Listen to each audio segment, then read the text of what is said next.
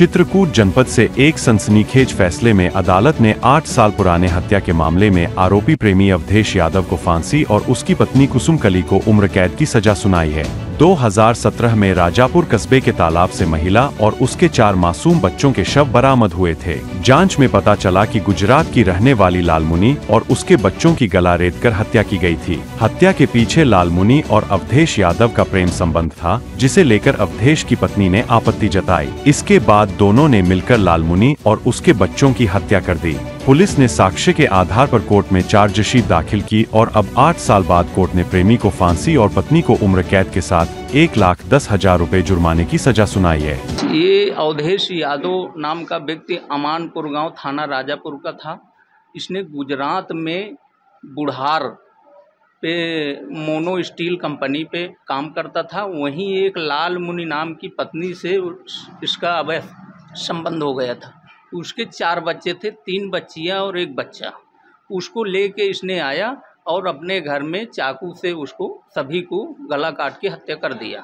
इसके खिलाफ रामचंद चौकीदार ने थाना राजापुर में 2017 में 25/4/2017 को मुकदमा अज्ञात में दर्ज करवाया था।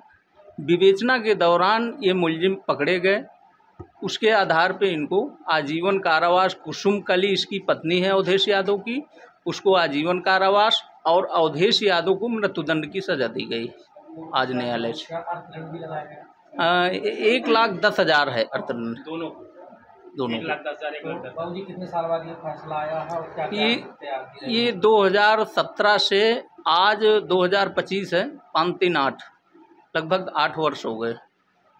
क्या गवाही कैसे ये लोग, कौन गवाही था, कैसे बने? गवाही में उसके पति आए थे बिहार से, वो सत्यानंद सिंह हैं, और उसके पति हैं माधवपुर, थाना बख्तियारपुर, जिला पटना, बिहार का रहने वाला है।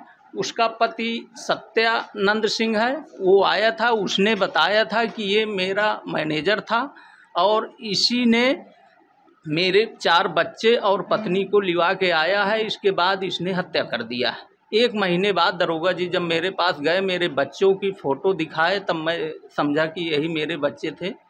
तब से मुझे जानकारी हुई, इसके पहले मुझे कोई जानकारी नहीं थी। ये उसने बताया। आया था और क्या हत्या का मोटिव क्या था?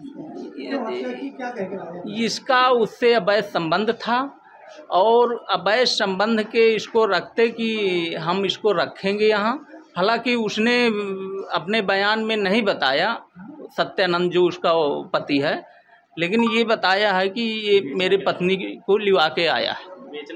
गांव में चौकीदार ने पुलिस को जानकारी दी कि 2 बोरों में लाश मिली है। उन लाशों को खोल के देखा गया तो दोनों लड़कियों की लाशें थी।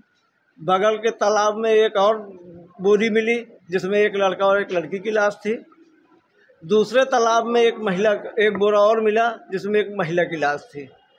इन सभी चौकीदार की सूचना के आधार पर पुलिस ने सबका पंचायतनामा भरा और मुकदमा पंजीकृत हुआ।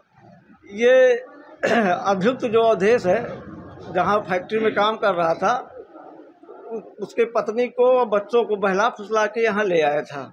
यहाँ जब इसकी पत्नी ने देखा कि ये दूसरी महिला ले आया है, इसी में इनका तकरार हुआ। दोनों ने मिलकर फिर इनकी हत्या की। इसमें इसके साले का लड़का था जो अवधेश अभियुक्त के, उसने घटना देखी थी। उसने पुलिस को बयान दिया था, न्यायालय में 164 में बयान दिया था कि मेरे फूफा मेरी बुआ ने इनकी गला रेत कर हत्या की है। अवधेश का पता इससे चला कि चूँकि जो बोरे मिले थे उसमें इसकी फ़ोटोकॉपी मिल गई आधार कार्ड की। इस आधार पर पुलिस का शक इसके ऊपर गया। जब इसको गिरफ्तार किया गया, इसने पूरी घटना बताई। तब पुलिस बिहार गई। वहाँ मृतका के पति से जब पूछताछ हुई तो उसने बताया कि ये अवधेश मेरी पत्नी को, बच्चों को लेके गाँव चला गया था। उसका मृतका का पति इतना भयभीत था कि वो किसी भी हालत में गवाही देने के लिए तैयार नहीं था। इसी में आज 7-8 साल इसी में लग गए कि 5 साल से तो उसका पति मारे भय के आ ही नहीं रहा था। फिर हम लोग पुलिस अधीक्षक अरुण कुमार सिंह से मिले।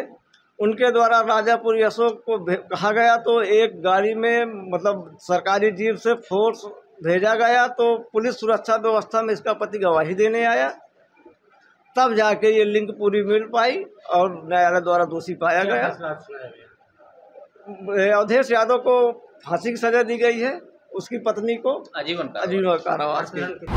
देश विदेश की तमाम खबरों के लिए सब्सक्राइब करें NKP न्यूज़। जीत सच की।